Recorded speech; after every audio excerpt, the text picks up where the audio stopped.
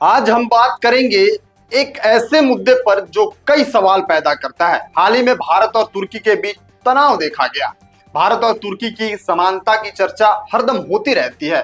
तो सवाल यही है कि आखिर क्यों तुर्की के राष्ट्रपति रेसेप तैयप एर्दोगान और भारत के प्रधानमंत्री नरेंद्र मोदी की तुलना होती है, और यदि उनके बीच समानता है तो क्या उनके बीच में तनाव पैदा हो रहा है, और आखिर यह भारत और तुर्की के बीच बढ़ता तनाव कहां तक जाएगा। अब नमस्कार स्वीकार करिए, आप देख रहे हैं नेक्स्ट जनरेशन ब्रॉडकास्ट। मैं हूं आपके साथ शुभम उपाध्याय। वैसे तो तुर्की के राष्ट्रपति रेसेप तैयप एर्दोगान और भारत के प्रधानमंत्री नरेंद्र मोदी के बीच समानता की चर्चा अक्सर होती रहती है, वो भी वैश्विक राजनीति में होती रहती है। और इसके पीछे सिर्फ उनकी राजनीतिक शैली ही नहीं बल्कि उनका वैचारिक दृष्टिकोण और सत्ता में आने का सफर भी है।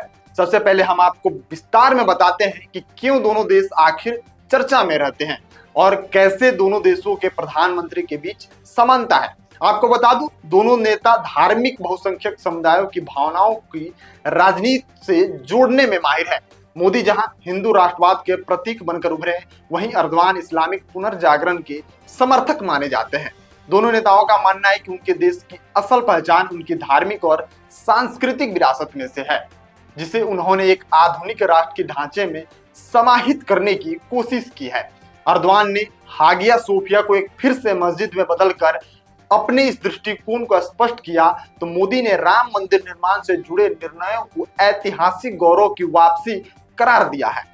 दोनों नेताओं का व्यक्तित्व आत्मनिर्मित नेता का है। मोदी एक चाय वाले से प्रधानमंत्री बने, तो एर्दोगान ने एक फुटबॉलर और सड़क किनारे नींबू पानी बेचने वाले से लेकर तुर्की की सत्ता तक का सफर तय किया। यही वजह है कि ये नेता जनता के एक बड़े वर्ग के दिलों में अपनी जगह बनाने में कामयाब हुए। हालांकि आलोचकों के लिए दोनों ही लोकतांत्रिक संस्थाओं को कमजोर करने के प्रतीक बन चुके हैं। हालांकि भारत और तुर्की के बीच भौगोलिक, ऐतिहासिक और सांस्कृतिक अंतर बहुत ही गहरे हैं, लेकिन हाल के वर्षों में इन दोनों देशों के संबंध में तनाव बढ़ा है, खासकर कश्मीर और पाकिस्तान को लेकर तुर्की के रुख की वजह से। और यह तनाव और अधिक बढ़ गया जब एर्दोगान ने जिस तरह अंतर्राष्ट्रीय मंचों पर बार बार पाकिस्तान का पक्ष लिया, वह भारत के लिए चिंता का विषय बन गया है। हाल ही में जब भारत ने पहलगाम हमले के बाद जब ऑपरेशन सिंदूर लॉन्च किया, पाकिस्तान में सैन्य कार्रवाई की हाल ही में जब भारत ने पहलगाम हमले के बाद जब ऑपरेशन सिंदूर के तहत पाकिस्तान में सैन्य कार्रवाई की, तब तुर्की ने खुले तौर पर पाकिस्तान के समर्थन में बयान दिया, जिससे भारत तुर्की संबंध और ज्यादा बिगड़ गए। इस घटनाक्रम में भारत विदेश नीति को मजबूर किया कि वह ग्रीस, आर्मीनिया और साइप्रस जैसे तुर्की विरोधी देशों के साथ अपने संबंध को मजबूत करे।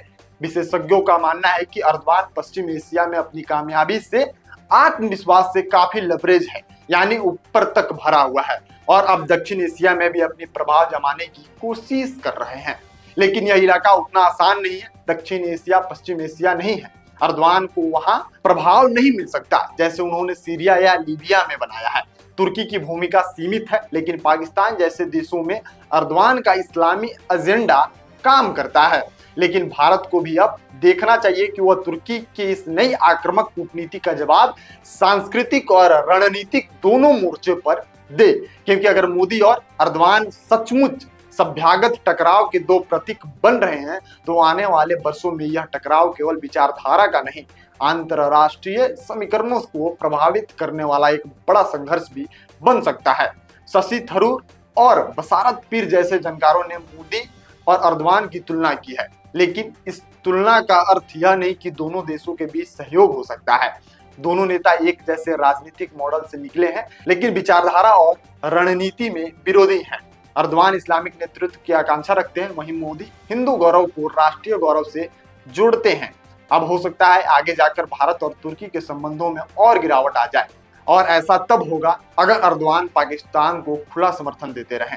भारत तुर्की के विरोधियों के साथ और भी मजबूती से खड़ा होगा, जैसे कि आर्मीनिया, ग्रीस और साइप्रस। नरेंद्र मोदी और एर्दोगान दोनों आधुनिक युग के सांस्कृतिक योद्धा हैं, लेकिन उनके युद्ध क्षेत्र और सहयोगी अलग अलग हैं। भारत को तुर्की को हल्के में बिल्कुल नहीं लेना चाहिए, बल्कि राजनयिक और सांस्कृतिक मोर्चे पर जवाब तैयार करनी चाहिए। आपकी इसमें क्या राय है, कमेंट करके बताइएगा, और हमारे साथ बने रहने के लिए चैनल को लाइक सब्सक्राइब जरूर कीजिएगा। ये पूरी जो कहानी थी प्रधानमंत्री नरेंद्र मोदी और तुर्की की राष्ट्रपति की थी। क्योंकि दोनों एक जगह से निकलकर कहीं ना कहीं मोदी चाय बेच रहे थे, उसके बाद देश के प्रधानमंत्री बनते हैं। और जो तुर्की के राष्ट्रपति हैं अर्दोआन, वो एक समय फुटबॉलर थे और एक समय उन्होंने रोड पर नींबू पानी बेचा था।